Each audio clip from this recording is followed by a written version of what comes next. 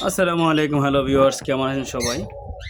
আজকে আমরা দেখব আমাদের যে ফ্রেঞ্চ পাখির ৩টা বাচ্চা দিছিল। এই যে খাঁচার ভেতরে আমি একটা ভিডিওতে বলছিলাম যে যেখানে খাবার দেই খাঁচার ভেতরে খড়কুটা দিয়ে বাসা বানিয়ে এখানেই ডিম বাচ্চা করছে। তো মাশাআল্লাহ ৩টা বাচ্চাই একদম সুস্থ আছে দেখা যাচ্ছে, একদম মাশাআল্লাহ। ৩টা বাচ্চা পেটে খাবার দেখা যাচ্ছে বাচ্চাগুলোর পেটে, তার মানে মা পাখিটা খাওয়াইতেছে। আর দুর্ভাগ্যবশত আমার একটা অ্যাক্সিডেন্ট হয়েছে, সেটা আপনাদের সাথে শেয়ার করা হয়নি। আমার এই পাখিগুলোর বাবা পাখিটাকে ইঁদুরে মেরে ফেলছে, মানে বাবা পাখিটা নাই। ডিম থেকে বাচ্চাগুলো ফোটার পরে কিন্তু বাবা পাখিটা মারা গেছে। তো এই মা পাখিটা, এই যে মা পাখিটা, এই পাখিটাই বাচ্চাগুলোকে খাওয়াইতেছে এখন। হ্যাঁ, তো দেখলাম যে আসলে বাচ্চাগুলোকে টেক কেয়ার করে কিনা ঠিক মতো।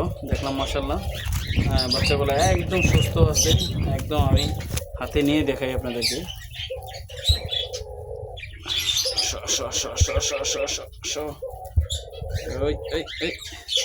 একটা বাচ্চা একটু ছোট, এক হাতে নেওয়া যাচ্ছে না তো।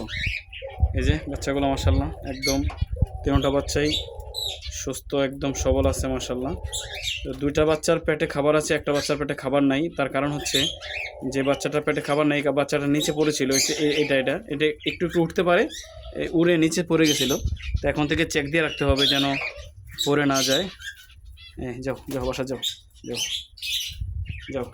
এটার পেটে একদম খাবার ভরপুর, ছোটো বাচ্চাটা।